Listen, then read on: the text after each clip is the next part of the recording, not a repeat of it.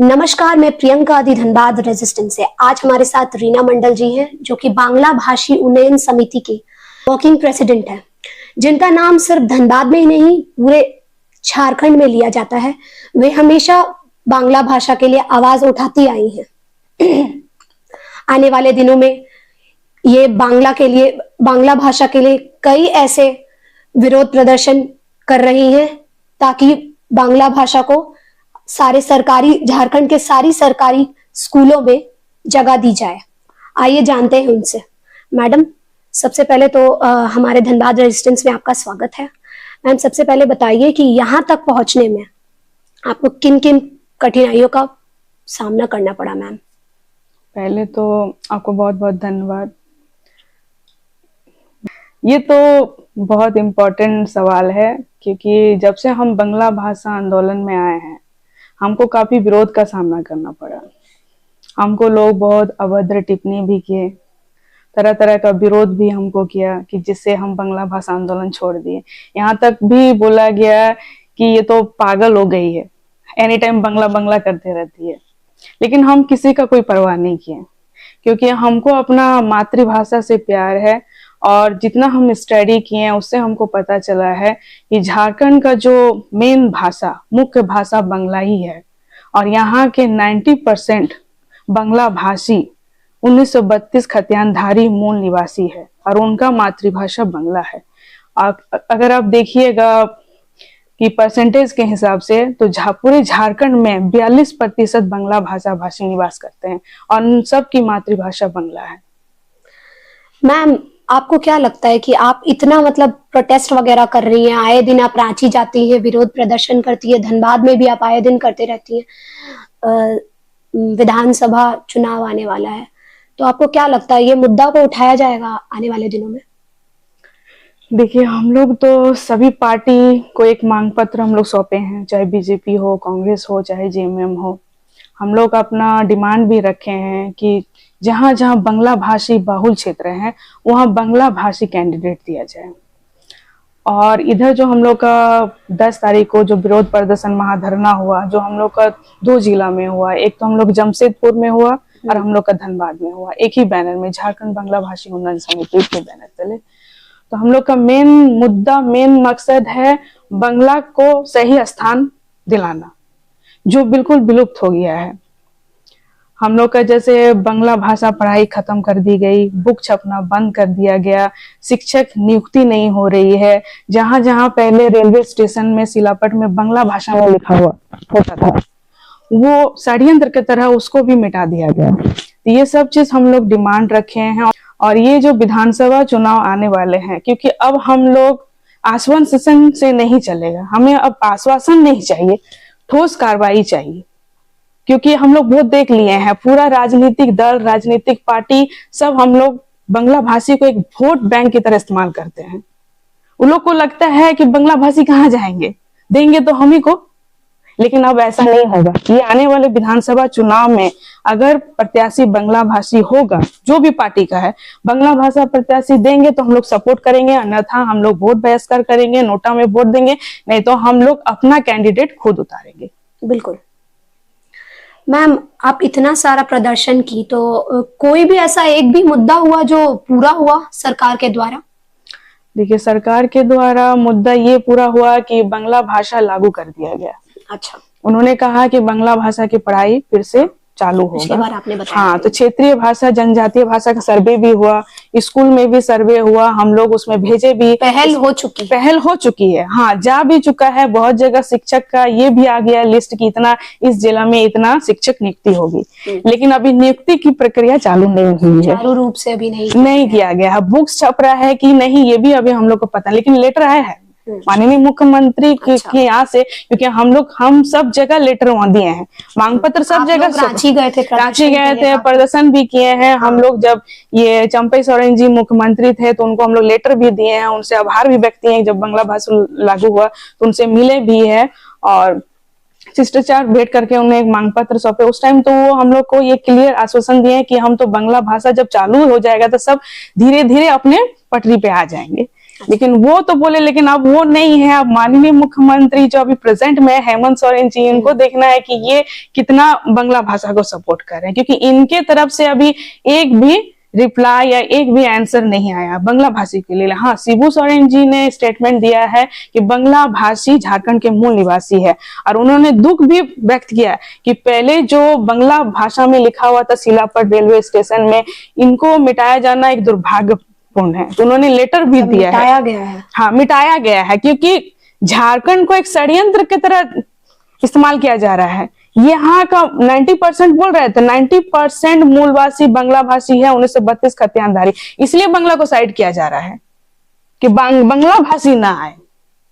पहले तो हम तो आंदोलन कर करके लोगों को जागरूक कर रहे हैं, बंगाली जाग भी रहे हैं, एकत्रित हो रहे हैं, सपोर्ट में आ रहे हैं और आंदोलन के लिए भी आ रहे हैं। ऐसा बात नहीं है कि बंगाली नहीं जागे, लेकिन पहले जब हम आंदोलन में आए थे तो बंगाली अपने आप को खुद बंगाली बोलने में हिचकिचाते थे, डरते थे। ऐसा माहौल पैदा हो गया था झारखंड में। हम जब बांग्ला के लिए आवाज उठे तो हमको बोलते थे लोग कि यहाँ बांग्ला नहीं चलेगा, बांग्ला बोलना है तो बंगाल चल जाइए, बांग्लादेश चल जाएगी। तो हम आपके माध्यम से उन लोगों को खुलेआम चुनौती देना चाहते हैं कि अगर बांग्ला भाषा सिर्फ बंगाल देश की भाषा है तो भारत में सबसे बोले जाने वाली दूसरी भाषा क्यों है बांग्ला? और फिर शायद उन लोग को भूल गए हैं। ये अभी ज्यादा दिन नहीं हुआ है आजादी का जो हम लोग जश्न मना रहे हैं, 77 या 78 ईयर्स हम लोग का चल रहा है, ठीक। तो हम लोग का जो जनगण, वंदे मातरम, हम लोग को आजादी सब बांग्ला भाषी के ही देन है। वंदे मातरम लिखा बांग्ला भाषियों ने, जनगण हम लोग को दिया गया बांग्ला भाषी ने, बांग्ला भाषा में ही लिखा गया था ये सब। भले ही आप हिंदी में ट्रांसलेट कर दीजिए तो क्या हिंदी भाषी का हो जाएगा? वो तो नहीं हो सकता है, तो आप तो मिटा नहीं सकते हैं। तो बांग्ला क्या सिर्फ बंगाल में ही यूज होता है? बिल्कुल मैम। तो यही हमको सरकार से भी और केंद्र सरकार से भी मेरा सवाल है कि झारखंड में बांग्ला भाषा को क्यों हटाया गया, बुक छपना क्यों बंद कर दिया गया, किससे परमिशन लिया गया है? ये हमारा सरकार से भी इसका सवाल है और केंद्र सरकार को भी जवाब देना पड़ेगा। बिल्कुल, क्योंकि हम ऐसे आंदोलन में नहीं आए हैं, हम पूरा स्टडी किए, मेरे पास गैजेट है, मेरे पास सरकारी दस्तावेज है, उससे हम प्रूव कर सकते हैं कि बंगाली झारखंड के मूल निवासी है और 1932 खतियानधारी है। अच्छा मैम, धनबाद में ऐसे कई संस्थान है जो बांग्ला भाषा के उत्थान के लिए काम कर रहे हैं। क्या आपके संस्थान को कभी उनसे कोई सहयोग मिला है? जब आप रांची गए थे तो क्या कोई ऐसे मतलब संस्थान थे जो आपके साथ सहयोग किए, वहां पे जाकर बांग्ला भाषा के लिए आवाज उठाए? ऐसा कोई संस्थान है मैम? देखिए, धनबाद में तो नहीं है, मतलब धनबाद में किसी भी, हाँ, सब डिवाइडेड है। हाँ, बांग्ला भाषा में बांग्ला भाषा नहीं बोलेंगे, बांग्ला भाषियों का संगठन भले ही धनबाद में है, लेकिन उन लोग को भाषा और संस्कृति से कोई लेना देना नहीं है। उन लोग बांग्ला भाषा को बचाने के लिए कोई पहल नहीं किए हैं। उन लोग ब्लड डोनेट करेंगे, वो अच्छी बात है, हम भी सपोर्ट करते हैं। वो लोग हॉस्पिटल के बाहर खाना वितरण करते हैं, वो भी बहुत अच्छी बात है, हमको भी प्राउड फील होता है। एक कल्चर एक्टिविटी करते हैं, बुक्स का मेला लगता है, बुक्स फेयर जो लगाते हैं, तो हम उन लोग से भी कहना चाहते हैं, ठीक है, आप बुक फेयर लगाते हैं, बुक्स का मेला यूज कर रहे हैं, लगा रहे हैं, बुक्स लोग खरीद भी रहे हैं, लेकिन पढ़ने वाले भी तो होना चाहिए। बांग्ला बुक पढ़ेगा कौन? हम लोग अपना मातृभाषा से वंचित रहे हैं। आज हम लोग का विश्व कवि है रविंद्रनाथ ठाकुर जी का, इतने अच्छे अच्छे नॉवेल है उनके, हम लोग पढ़ नहीं पाते हैं। हम लोग को दुख होता है कि हम पढ़ नहीं पाते हैं, लेकिन अभी बांग्ला भाषा में जब से आए हैं तो सीख रहे हैं, हम सीखते सीखते यहाँ तक पहुंचे हैं। जबकि बांग्ला का हम लोग कुछ नहीं जानते थे, सिर्फ वर्ण परिचय पापा सिखाए थे, उसी में से हम इतना दूर पहुंचे हैं। क्योंकि हम लोग का स्कूल में बांग्ला था ही नहीं। बांग्ला का पढ़ाई होगा तब ना आप बांग्ला के बारे में जानिएगा कुछ। बिल्कुल मैम। तो मैम, तो क्या लगता है कि आप यहाँ तक पहुंची हैं, आगे आपका क्या स्ट्रैटेजीज होगा? मतलब देखिए, हम तो रुकने वालों में से नहीं है। मेरा एक ही सिद्धांत है, जिसमें हम लग जाते हैं, जब तक वो हासिल नहीं होगा हम छोड़ देंगे। इसके लिए हम अपना पॉलिटिकल कैरियर को भी साइड रखे हैं। आने वाले विधानसभा चुनाव में ऐसे कोई प्रत्याशी को अगर मान लीजिए यहाँ के आप बोल रहे हैं, यहाँ के प्रत्याशी नहीं सुन रहे हैं। यहाँ कहा जा सकता है कि आने वाले विधानसभा चुनाव में ऐसे कोई प्रत्याशी उतरेंगे जो आपकी आवाज को बुलंद करेंगे, बांग्ला भाषी उन्नयन समिति की आवाज को बुलंद करेंगे। देखिए, जीत का कोई मायने नहीं रखता है, लेकिन अगर हमारी आवाज को कोई सुनने वाला नहीं है, हमारी मांगों को अगर सुन के अनसुना कर रहे हैं, हम लोग को अपेक्षित कर रहे हैं, तो अगर ऐसा होते रहेगा तो अब हम लोग बंगाली चुप नहीं बैठेंगे। हम लोग हर विधानसभा में प्रत्याशी खड़े रहेंगे। अगर प्रत्याशी नहीं मिलता है तो हम लोग खुद खड़े हो जाएंगे, लेकिन इस बार चुप नहीं रहेंगे। मैम, हम लोग बात करते हैं हमेशा India is a diversified country, अखंड भारत, लेकिन अगर जैसे आप बोल रही है कि बांग्ला को भूला जा रहा है, कुछ लोग बोलते हैं जब लोग साउथ में जाते हैं तो वहां पे हिंदी को उतना तवज्जो नहीं दिया जाता है, और ऐसे ही लैंग्वेजेस के लिए लैंग्वेज बैरियर बन जाता है लोगों के लिए। लोग तो मतलब मैम, आपको क्यों लगता है कि बांग्ला धीरे धीरे हट रहा है? अभी भी मतलब रविंद्रनाथ ठाकुर को अभी भी गुरु माना जाता है, उनकी पूजा की जाती है, सम्मान से देखा जाता है। तो आपको ऐसा क्यों लग रहा है कि बांग्ला धीरे धीरे, झारखंड से नहीं मतलब पूरे देश से आपको ऐसा लगता होगा कि जा रहा है धीरे धीरे? क्योंकि स्कूल्स वगैरह में बांग्ला भाषा हटते जा रहा है मैम, डिप्लॉयमेंट नहीं हो रहे टीचर्स के, माँ बाप खुद भी बच्चों को नहीं चाहते। मतलब कभी कभी लगता है कि ऐसा कि स्कूल से अगर हट गया तो, और बच्चों को लगता है कि मैं क्यों पढूं, मदर टंग है बट मैं क्यों पढूं, ऐसा लगता है मैम। नहीं, सही बात, ये आप तो बिल्कुल मतलब, सही बोले। बच्चे भी आजकल बांग्ला पढ़ना नहीं चाह रहे हैं। हाँ, तो क्योंकि कहीं नहीं, देखिए, इंग्लिश हो गया इंटरनेशनल लैंग्वेज। हाँ, हर जगह इंग्लिश का ही बाहुल है। हाँ, जबकि इंग्लिश हमारा इंडिया का भी लैंग्वेज नहीं है। इंग्लिश जस्ट एक लैंग्वेज है, हमारी मातृभाषा नहीं है। कोई लेना देना, इंग्लिश लोग पढ़ते हैं इसलिए है ताकि हम अदर कंट्री में जाएं तो हम जॉब कर सकते हैं, हम अपना उन्नति के लिए इंग्लिश पढ़ते हैं, ऐसे थोड़ी ना है। लेकिन बांग्ला के बारे में इसलिए हम कहना चाह रहे हैं और बांग्ला को बचाना चाह रहे हैं कि कहीं ना कहीं हमको लगता है कि बांग्ला को इसलिए खत्म करना चाह रहे हैं क्योंकि हमारा भारत का कोई राष्ट्रभाषा नहीं है। क्या मैम इतना आसान है बांग्ला को खत्म करना? ये एक मतलब एक कल्चर, एक हेरिटेज है हमारे लिए, तो क्या इतना देखिए, आसान है? आसान नहीं है, लेकिन कोशिश लंबे मतलब अरसे से चली आ रही है। कोशिश कर रही है कि फिर से, किया जा रहा है उसे रिवाइव करने का। हाँ, हम तो पूरा लगातार कोशिश कर रहे हैं, क्योंकि हम हमेशा बात करते हैं कि India is a diversified country, अखंड भारत।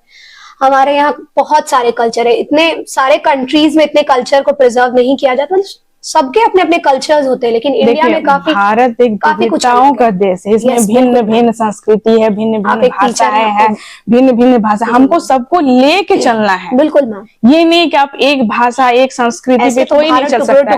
टुकड़ों टुकड़ों में क्या, हमको लग रहा है हजारों टुकड़ों में बढ़ जाएगा। भारत कभी एक अखंड हो ही नहीं सकता है जब तक आप उसके पूरे कल्चर को, पूरे लैंग्वेज को आप एक मतलब धागे में समेट के फिरो के नहीं चलेगा, तब तक कभी नहीं बनेगा अखंड भारत। आप जबरदस्ती किसी पर थोप रहे हैं, या तो हिंदी पढ़िए, कुछ और अदर लैंग्वेज पढ़िए, ऐसा नहीं है। ठीक, अभी स्कूलों में मैम संस्कृत पढ़ाया जा रहा था, संस्कृत भी कहीं कहीं धीरे धीरे हटते जा रहा है। फ्रेंच, जर्मन स्कूल्स वगैरह में आ रहा है, ऐसे कई स्कूल में आ रहे हैं। तो उस पे आपका क्या कहना है मैम? देखिए, इसमें कहीं ना कहीं हमारी भारत की जो व्यवस्था है, शिक्षा व्यवस्था, इसका दोष है। आप दूसरे को नहीं चाहिए, आप दूसरे कल्चर को अडॉप्ट कर रहे हैं, तब ना हमारा कल्चर खत्म होते जा रहा है। आप संस्कृत को बढ़ाइए आगे, बांग्ला को बढ़ाइए, हिंदी को बढ़ाइए। हिंदी भी भारत का ही लैंग्वेज है, हम इसका विरोध नहीं कर रहे हैं, ठीक है, लेकिन आप किसी भाषा को खत्म करके उसका जगह आप उसको स्थान नहीं दे सकते हैं। क्योंकि हिंदी से ज्यादा अगर आप देखिएगा, ज्यादा वर्षों से अगर चली जा रही है तो बांग्ला है। हिंदी तो बाद की भाषा, हिंदी तो बाद में आई है। हिंदी को भी प्रायोरिटी दीजिए। हाँ, अगर हिंदी को आप बोल रहे हैं कि हिंदी पढ़ना कंपल्सरी है सबके लिए, तो आप भारत की राष्ट्रभाषा घोषित कीजिए। हम लोग सभी अपना सर पे बैठा के रखेंगे। टाइम में तो मतलब हिंदी पढ़ना ऐसा कंपल्सरी नहीं था। मतलब हिंदी और बांग्ला, बंगाली में दोनों ऑप्शंस थे स्कूल में। धीरे धीरे स्टूडेंट्स घटते गए, कुछ लोग हिंदी भी नहीं पढ़ना चाहते, कुछ लोग बंगाली भी नहीं पढ़ना चाहते, और कुछ बंगाली स्टूडेंट्स हिंदी पढ़ते थे। तो मैम ऐसा चॉइसेस पेरेंट्स और बच्चे के भी चॉइस रहते कि हम बांग्ला नहीं पढ़ेंगे, ऐसा भी होता था मैम। देखिए, बांग्ला इसलिए खत्म हुआ जब हम लोग का बुक्स छपना बंद हो गया, शिक्षक नियुक्ति का बंद हो गया, तो बांग्ला पढ़ाएगा कौन? जब बुक मिलना बंद हो गया तब बांग्ला पढ़ाई बंद हुआ, नहीं तो पहले तो बांग्ला पढ़ाई होता था। सब सब्जेक्ट बांग्ला में ही यूज होता है, बांग्ला मीडियम ही चलता था। ये बांग्ला मीडियम को हिंदी मीडियम में कन्वर्ट कर दिया गया है, तब बांग्ला खत्म हुआ है। ऐसा थोड़ी ना कि बांग्ला पढ़ना नहीं चाहता था, हम लोग तो बांग्ला पढ़ना चाहते थे, लेकिन हम लोग को मिला ही नहीं, मौका ही नहीं मिला। वही बात है मैम। इसीलिए धीरे धीरे पेरेंट्स भी समझ चुके हैं, अब बच्चे को अब जिस तरह ढालिएगा उसी तरह ढलेंगे। अब जैसे हम अपने स्कूल में 1 से लेके 8 तक बांग्ला पढ़ा रहे हैं, तो उसमें सारे बच्चे पढ़ रहे हैं, नॉन बंगाली भी पढ़ रहे हैं, बंगाली भी पढ़ रहे हैं, किसी को कोई प्रॉब्लम नहीं है। वो तो मैम एक एड ऑन हुआ कि आप एक लैंग्वेज सीख रहे हैं, बहुत अच्छी बात है। अगर कोई नॉन बंगाली पढ़ रहे हैं, नॉन बंगाली हिंदी सीख रहे हैं, ये बहुत अच्छी बात है। ये हमारा कल्चर है कि हम एक दूसरे को एक्सेप्ट करते हैं, ये हमारा कल्चर है मैम। तो मैम आने वाले चुनाव के लिए और पूरे मतलब यहाँ देशवासियों के लिए और झारखंड वासियों के लिए आपका क्या संदेश है? बांग्ला के लिए क्या संदेश है मैम? देखिए, बांग्ला विश्व की क्या, भारत की, विश्व की सबसे मधुर भाषा है। बांग्ला से मीठी भाषा कोई भाषा नहीं है। तो हम तो ये कहेंगे, हम तो बंगाली है तो हमको गर्व भी है कि हम बंगाली है, और मेरी मातृभाषा बांग्ला है। तो हम सभी भाषा का सम्मान करते हैं। हमको हिंदी भी बहुत पसंद है, हिंदी मीडियम से पढ़े हैं तो हिंदी ज्यादा यूज करते हैं। हमको बांग्ला, हिंदी, इंग्लिश सबसे प्यार है, किसी से प्रॉब्लम नहीं। हमको संस्कृत भी अच्छी लगती है। तो हम भारत को यही, भारतवासियों को भी ये संदेश देना चाहते हैं कि भारत विविधताओं का देश है, तो आपको सभी भाषा, सभी संस्कृति को लेकर चलना पड़ेगा, तभी भारत का विकास हो सकता है। धन्यवाद मैम। ये थी रीना मंडल जी, जो धनबाद से बांग्ला भाषी उन्नयन समिति के तरफ से अपनी आवाज को बांग्ला के लिए बुलंद कर रही हैं। धन्यवाद मैम, अपना कीमती वक्त देने के लिए। बहुत बहुत धन्यवाद।